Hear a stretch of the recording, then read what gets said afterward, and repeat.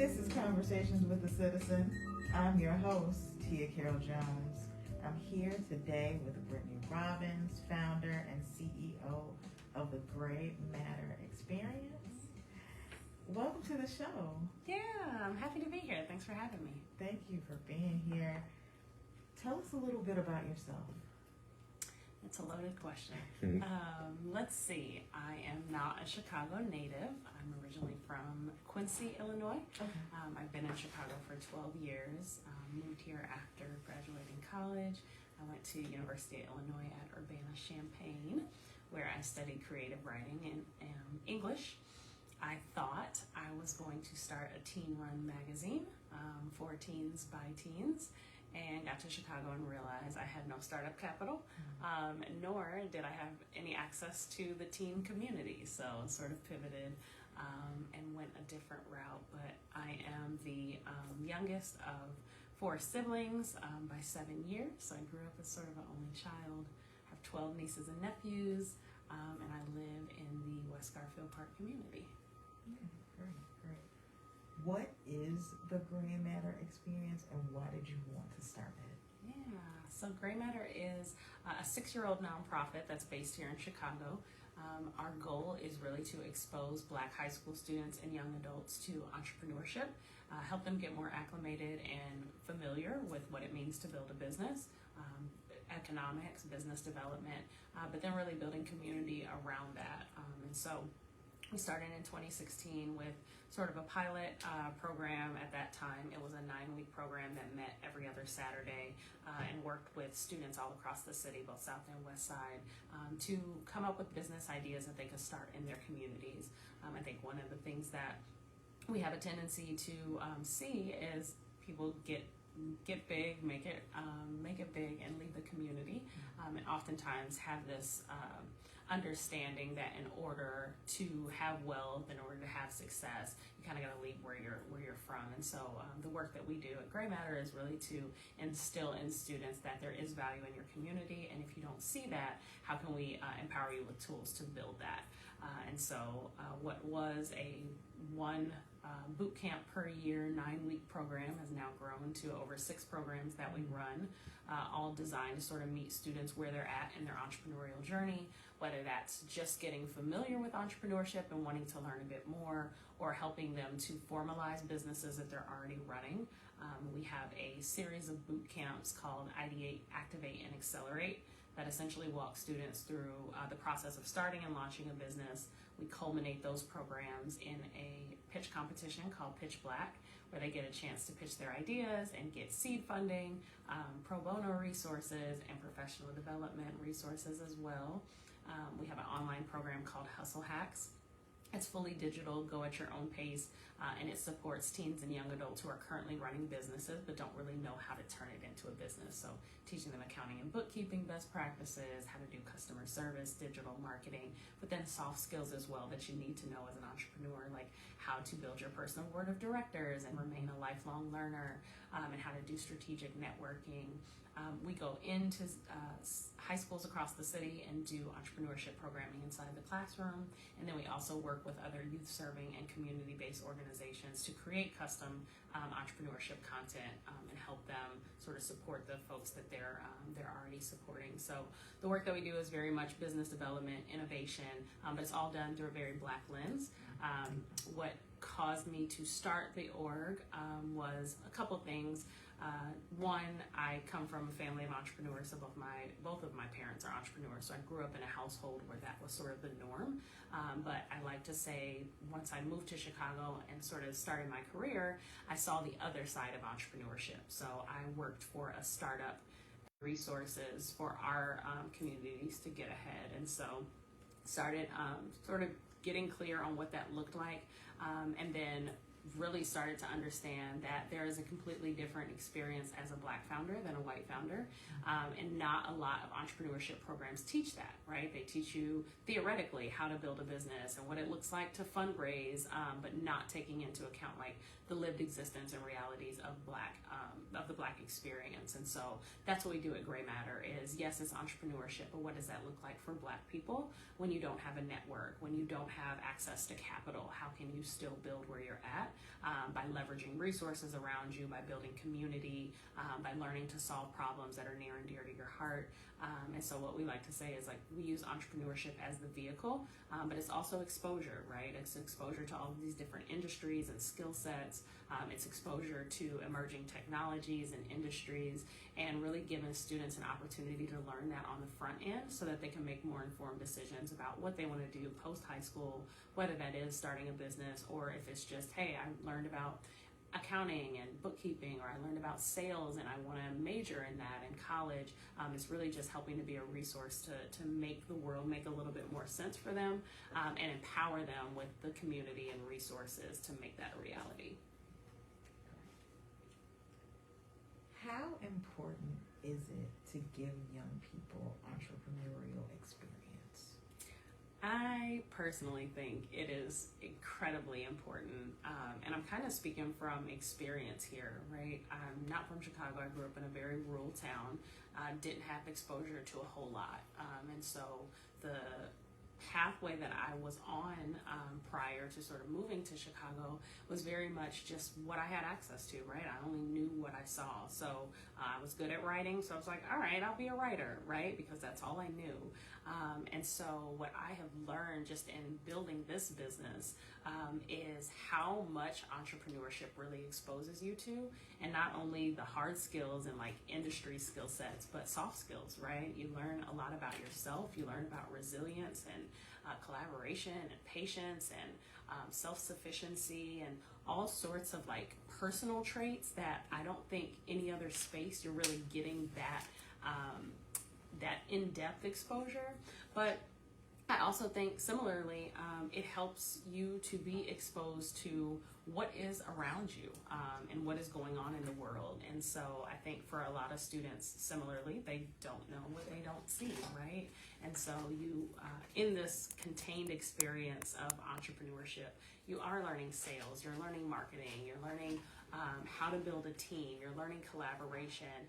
And so I like to say it's sort of a silver bullet to really understand the world around you, and again, be able to make more informed decisions. I think the earlier that we can expose students to that, they start to build that muscle, they start to build those skill sets early on so they can take that wherever they go. And I think entrepreneurship is a great vehicle, and it's kind of inherent to our communities, right? Like entrepreneurship has been a lifeblood of Black communities. We are naturally creative and innovative and sort of way makers in that sense. And so empowering teens on how to leverage that and how to use that early on, especially because they have access to so much now, I think it's just in our best interest to try to funnel that into something. And I think entrepreneurship is broad enough that they can be designers, they can be musicians, they can be artists, they can be whatever, using sort of entrepreneurship as that base. So I think it's critically important, even if they decide not to start businesses, to think like an entrepreneur and to understand how the world of business works, because that's the world we live in. What were those early days like, crafting the mission and even getting young people to participate in the program? Very difficult. It was a very difficult journey. So I was working for another nonprofit when I decided to start Gray Matter. And it was a nonprofit that had a similar mission, right? It was exposing youth to entrepreneurship. They would go into high schools and teach entrepreneurship. And so it was through that experience that I both fell in love with the work, but also saw a huge gap in how the work was being done. So prior to quitting that job, I started formulating the plans on what it would look like for me to build something that I wanted to see.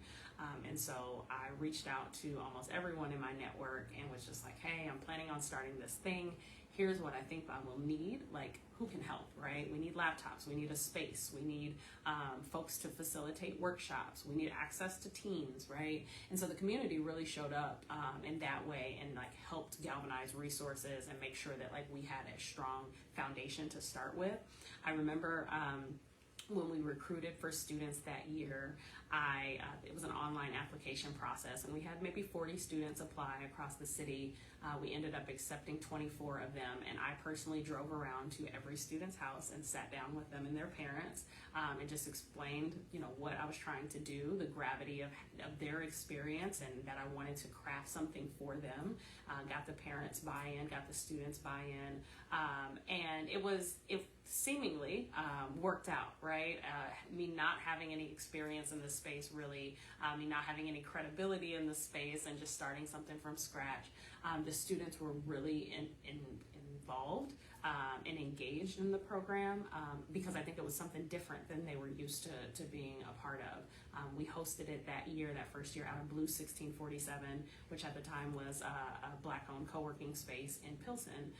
And so them being able to see Black entrepreneurs and innovators and be in an innovative space that they could do 3D printing and learn more about technology was really just eye-opening to them. And then also we curated the entire program around Black founders. So all the speakers and field trips and things that we went on were all Black-centric. And so I think it was just a different experience that students had not had before in this space. And so we started with 24. I think we ended that year with 18 students. And over the course of that time, they ended up launching 5 different businesses out of that program.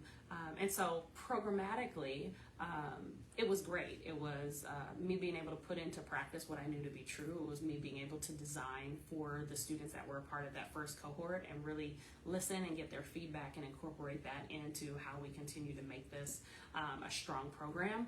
But on the flip side, like building the business side of it was very difficult.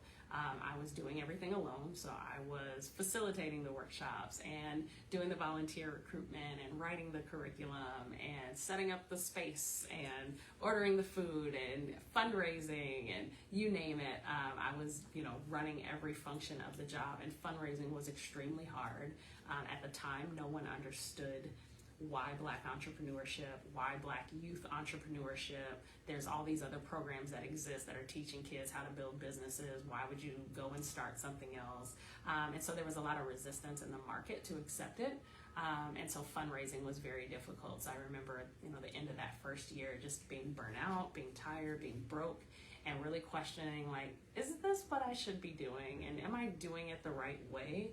And I believe at the end of that year, we got our first grant from the city, and it was a $25,000 grant that was able to sustain us through the second year. And so there were just reminders along the way that, like, yes, this is what you're supposed to be doing, and yes, you're walking in your purpose, and this is a need. And so we've just continued to grow it from that point, but it has not come without its challenges, for sure. Can you share some success stories of young people who have completed the program and have launched businesses? So I also want to make clear that success for us looks a myriad of ways. It's not just students starting businesses, and that's something that we had to learn because I think when we started, we leaned heavily into we help teens start businesses, and that's what everyone was hinging our success on. But we're all very clear that starting a business, even as an adult, the success rates are not super high. And so we had to take a step back and really better understand what else are we doing and how else are we equipping students for success. And so some of those success stories include, we had a student in cohort 2. She came through the program, and actually her group won first place in the pitch competition. They had an aquaponics company to help folks in low-income neighborhoods grow their own vegetables. And while she was really passionate about that idea, she also was passionate and learned more about accounting through the program. And so that exposure to accounting through our programs and through our curriculum helped her decide what her major was going to be in college. And so she went on to U of I. She studied accounting and graduated just last year with her degree in accounting, and is now working at Microsoft in their accounting department. And so just that exposure to us, that's a success story, right? One that is very near and dear to our hearts. We have a student, his name is Emmanuel, and he came into the program with an idea for an app that he wanted to start that helped to support teens that have mental illnesses. And so through the program, he found a team, built his company with other students as part of the program, and ended up going on to win third place in the Southside Pitch Competition, which that was the first time that teens had ever placed in that competition. He had also gone on to place third in other pitch competition we did with Tech Rise last year. He sat on panels for for World Business Chicago. He sat on panels for Loyola University as well. And so just the exposure and him being able to tell his story and really get more support around what he's building has been a success. And then my favorite story is Janaya. And so Janaya is a student who is quintessentially an entrepreneur. She was an entrepreneur coming into the program and didn't know it, and then through the experience really leaned into that. So she went through one of our programs at Gwendolyn Brooks. From that program, she went through our boot camp and developed an idea for an on-demand delivery service for hairstylists. And so essentially for folks who do home hair in their home, they can order supplies directly from their app and have it delivered. And so she graduated from college. She had planned to go and run track. She graduated from high school and had planned to go to college and run track, and tore her ACL. And so she couldn't go to college anymore and wasn't interested. So she became a full-time entrepreneur. So she's a full-time hairstylist, developed a business within a business, has gone on to take 2 or 3 other of our programs, and has just extremely excelled in her career.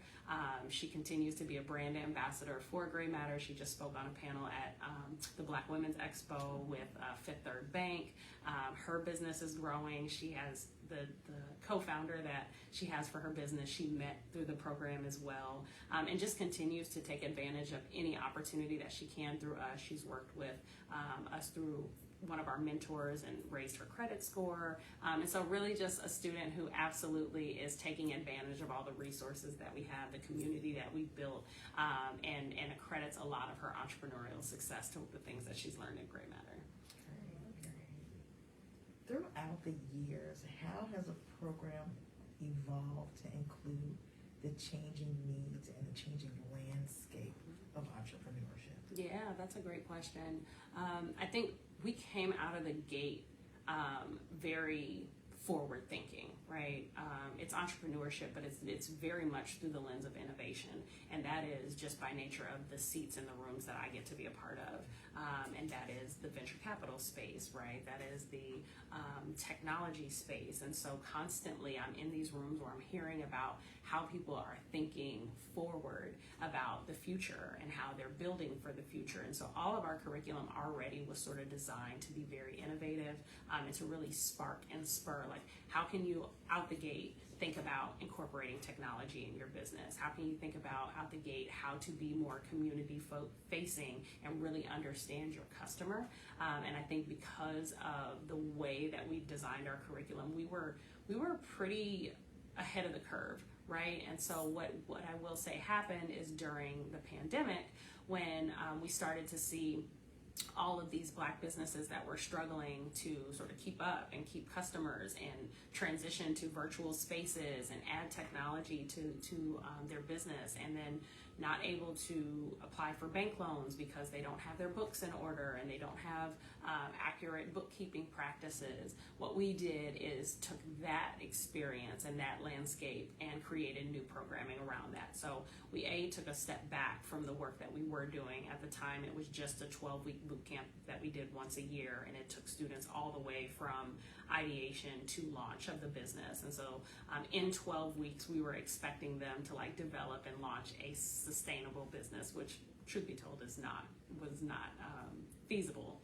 right? And so the pandemic just helped us to see the things our students are struggling with are the same things that adult business owners are struggling with. And so how can we create a more reflective experience for what entrepreneurs are actually going through? And so that 12-week boot camp then got split apart into those 3 boot camps that are specifically focused on areas of business development where we see both adults and students struggling, right, with the idea. How do you even come up with a strong business idea and find a problem to solve, right? Oftentimes it's a passion project or something that oh, I like this t-shirt design, I'm going to create a t-shirt company, but is that actually solving a problem, right? So we've delved into how to get deeper on solving problems.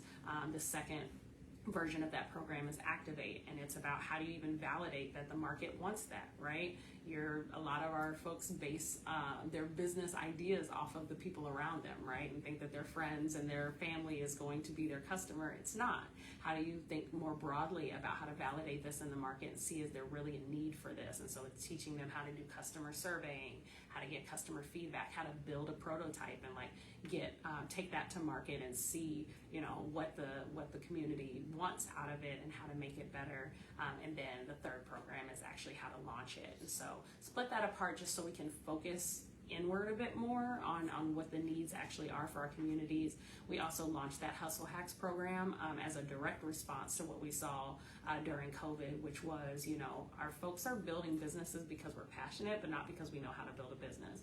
So how can we take that whole demographic of people that's already doing it, they already have customers, they're already generating revenue, but they just don't know how to do accounting and bookkeeping. They don't know how to set up ads on Google to get more visibility. How can we create custom content around that stage of business? And so we created that Hustle Hacks program.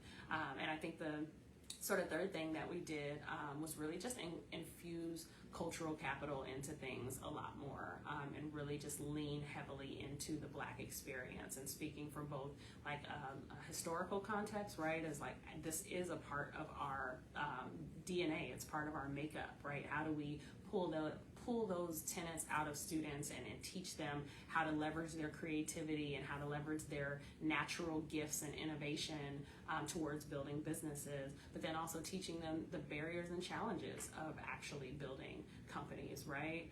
You may not be able to find funding, so what can you do in the meantime? How can you really leverage your community? How can you leverage the assets that you currently have to get where you need to go? And so we just got a lot more specific and intentional about how we talk about the Black experience in entrepreneurship, and then started creating sort of those custom programs around truly what the experience is.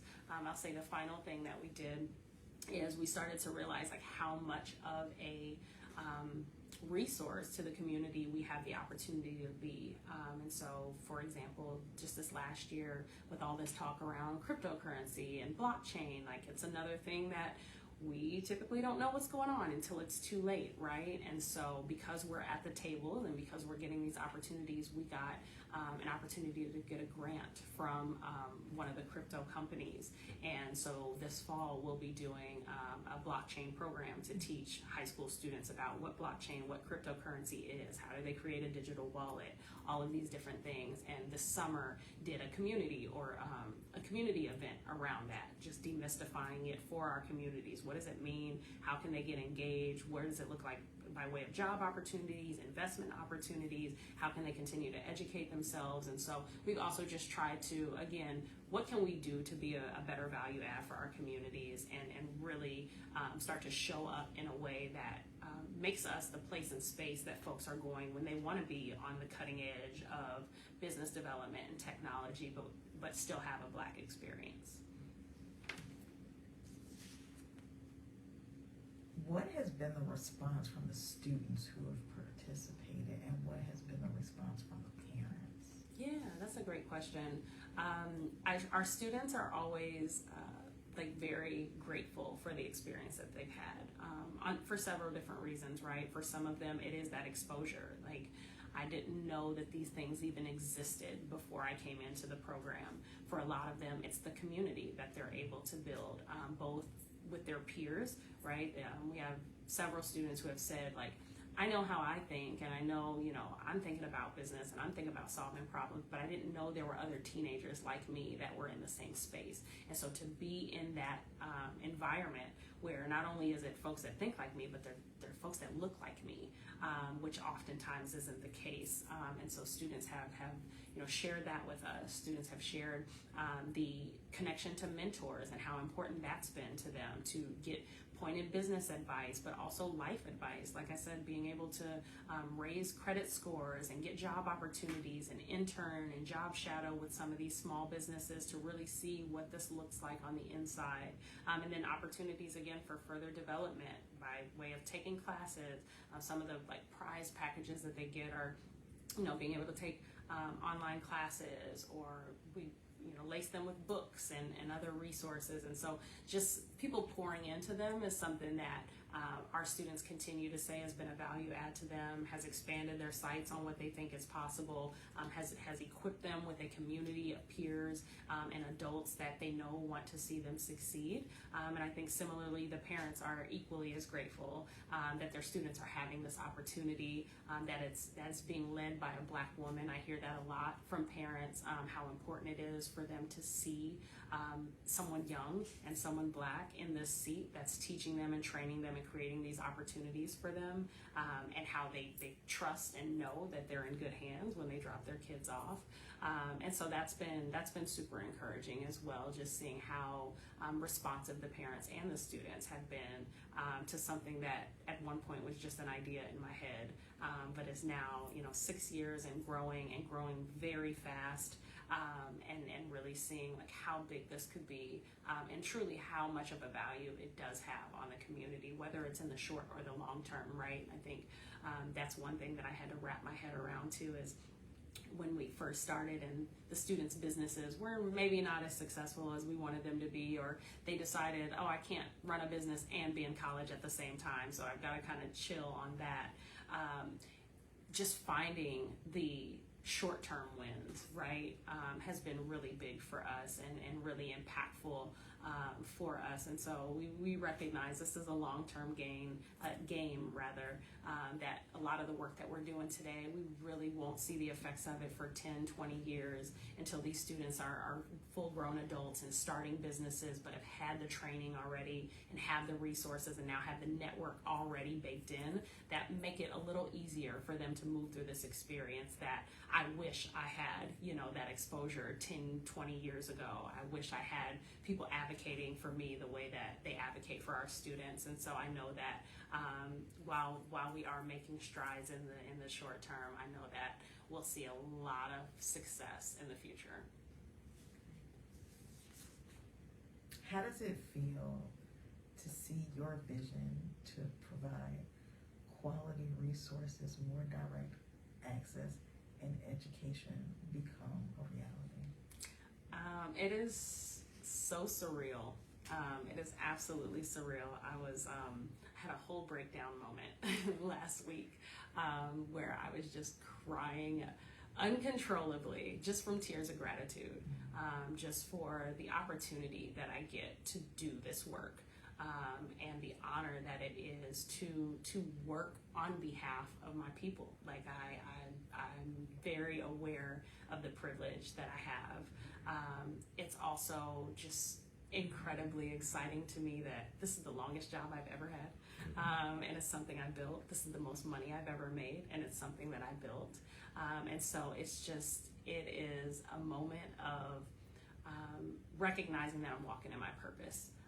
And that despite all the challenges and the barriers and all of the times that I thought I was doing the wrong thing, or there's no way I could know these things. I'm not formally trained in any of this. You've not heard me say anywhere that I went to business school or that I studied this anywhere. This is all just lived experience. And so imposter syndrome, all the times that's tried to creep in, just the fact that despite all of that, it's still here, it's growing as quickly as it is, that I now have a staff that I employ that is looking to me for their quality of life. It is truly humbling. I'm truly grateful and excited. I've never been more excited about the future of the organization, and I think it's grown roots in a way that I can trust that I'm out of survival mode with the organization, which we were in for so long, and now we can focus on the sustainability and the growth of the organization and really focus on the work as opposed to how are we going to sustain the work. So it is truly a blessing. I'm very grateful. Where can people go to find out more about the Gray Matter experience? Yeah, so we have a website. It's graymatterexperience.com, and that's gray with an A. You'd be so surprised at how many people spell gray with an E, but it's graymatterexperience.com. We are also on all social media channels at GrayMatterEXP, and again, that's GrayMatterEXP. I also will do a shameless plug on October 20th. We will have our annual fundraiser. It will be from 5:30 to 8:30. The pop-up will be on our website in the next week. And so during this event, we are showcasing our alumni and our students, doing some student showcasing so you can hear more directly from the students about their experience in the programs. We're also working with an artist this year, Maxwell MKs, who has a company called Demand Justice. He's doing some artwork using the students as inspiration.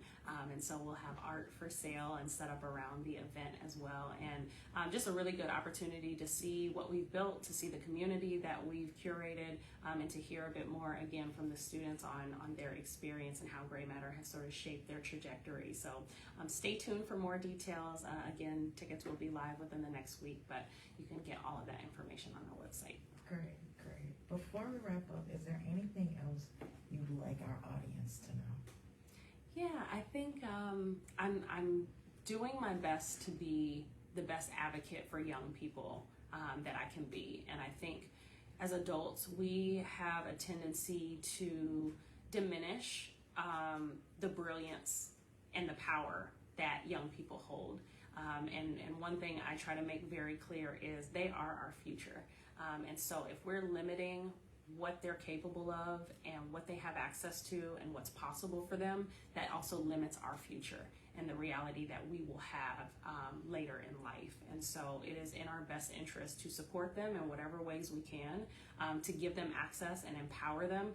They are here with us in the same time, going through the same things that we're going through, access to the internet, access to all of these things that we're experiencing. And so we have to do our best to empower them, to use those things wisely, to use them responsibly, and to give them a seat and a voice at the table. I think this next group, Gen Z, they're incredibly powerful. They are not taking no for an answer. They are much more bold in how they're going about and moving through the world. And I think, again, if we can support them and teach them how to use that power responsibly, the future is in good hands. Great, great. Well, thank you so much for being here. Thanks for having me.